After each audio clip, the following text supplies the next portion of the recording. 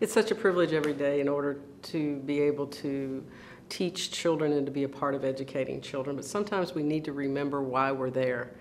And so I always tell this story at the beginning of the year to myself and to my staff. The story is called The Red Shoe. When I was young, about 5 years old, I was getting so excited because I was about ready to go to school. And my mother had told me that the teacher would love me, that I was a little angel and they wouldn't wait to have me.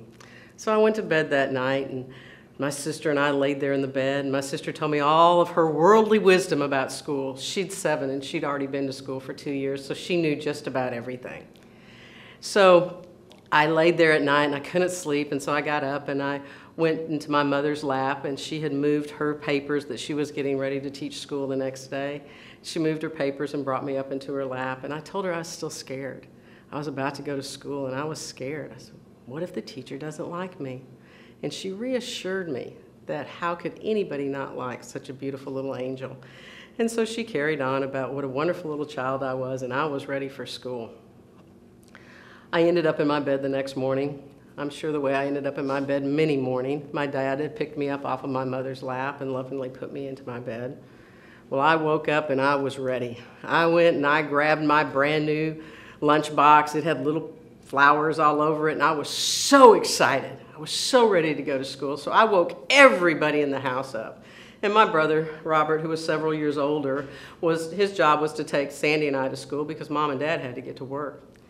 So he walked me and Sandy to school, and every step I was getting just a little more anxious and a little more excited. I was going to be in school. I wasn't going to be the baby left behind anymore. This was going to be so much fun. So we got to the door, and there on the door was my name, Linda. And I realized at that moment the teacher had been waiting for me just as long as I'd been waiting for her. And she was ready, and I was ready. And so I went in and I sat down, and it was so exciting, and it was great. And she brought out a star chart. There really is a reason they say you get a gold star for that. There used to be star charts. So she brought out this star chart, and it had listed all of these things you had to do to get through kindergarten. You had to be able to write your first name. You had to be able to write your second name. You had to be able to write 1 through 10 and say 1 through 100. You had to know your right and left. You had to be able to tie your shoe. You had to know your colors. And I was pretty good on all of that. My only concern was the right and left, and I figured I got a 50-50 shot at that, so I'm pretty much out of kindergarten, best I can tell. So we went on, and I went to school every day, holding my brother's hand and excited to be there. And then one day, she had all of the kids come together and for story time. Well, that also happened to be the time when you got to earn your star. And she brought out this old red wooden shoe. And she said, does anybody want to get their star for tying their shoe today? My hand rocketed up, and I was in the front row, and I was like, Miss Hancock, I can do it, I can do it. And so she said, okay, Linda, come on up here. Let's get your shoe tied. So she had the shoe sitting on a stool, and I walked up there, and I began to take the shoe, and I took the shoelaces, and then I took my teeth, and I pulled through, and I finished tying the shoe with my teeth. At that point, Miss Hancock went a little off. She yelled, you nasty little girl. What would your mother think? Do you know how many hands have touched those shoelaces? What are you doing? What are you thinking? That's nasty. So I just looked at her, and I went to the back, and I sat down, and I don't think I heard anything more she said. It started sounding like Charlie Brown's teacher.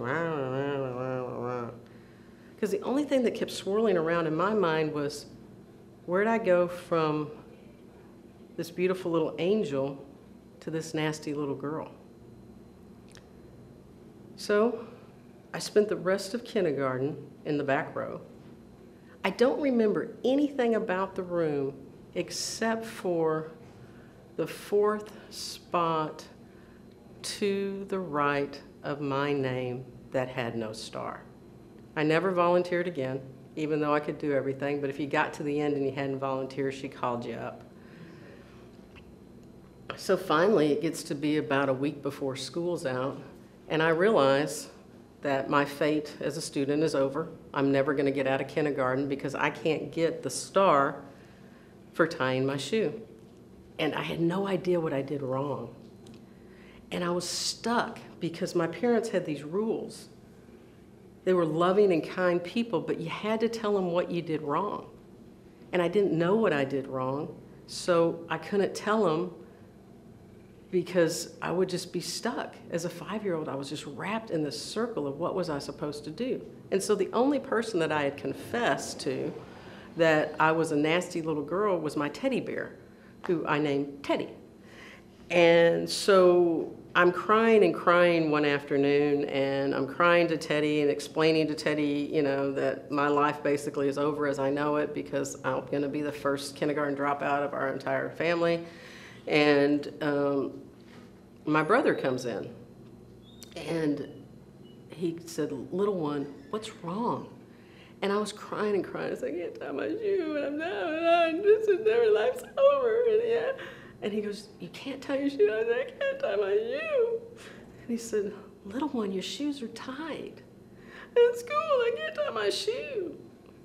And of course, at that point, my brother realized what was going on. And he said, "Little one, how'd you tie your shoe at school?" And I said, "Stopped." And he said, "Did you tie your shoe like mom ties shoes?" And I looked at him and I said, "How else would I tie a shoe?" And he said, "With your hands, little one, with your hands." My mother was born without hands. And so I learned how to tie my shoe by watching her lovingly tie my sister and mine's shoes. She didn't tell me, "Hey, grab your fourth cuspis and pull." She just would lovingly tie our shoes, and I learned that way. So that afternoon, my brother taught me how to tie my shoe with my hands, which, by the way, much easier. I think I should have gotten a couple gold stars for the shoe tying with the teeth, but it didn't work that way. So I went in the next day, and I tied my shoes Miss Hancock's way to guarantee my, promotion out of kindergarten. But that star, or the blank place where that star has been, has shined in my life my entire educational career. When I became a principal, the weekend before I became a principal, I went home to my mother because I was worried. I was really, really worried that I now was at the point where rules were going to matter more than kids, that my job was to enforce things instead of listen.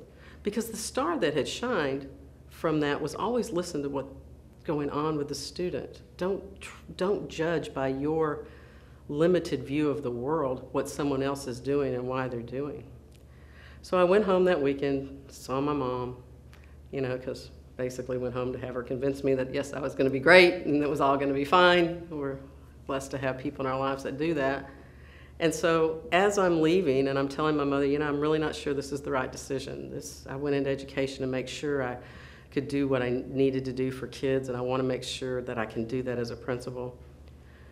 Then she went and she said, "Hang on just a minute, Linda."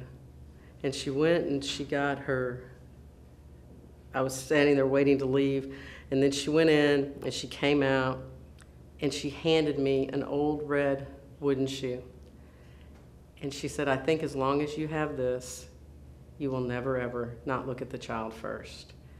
And so to this day, in my office, I have an old red wooden shoe, and it has guided me and guided my life in the fact that we all need to listen to each other. We all need to figure out why people are doing what they're doing, and we need to look at the student, find out what's going on, and once we know what's going on, then we can help them in whatever way that we need to. But judgment is not a choice. Thank you.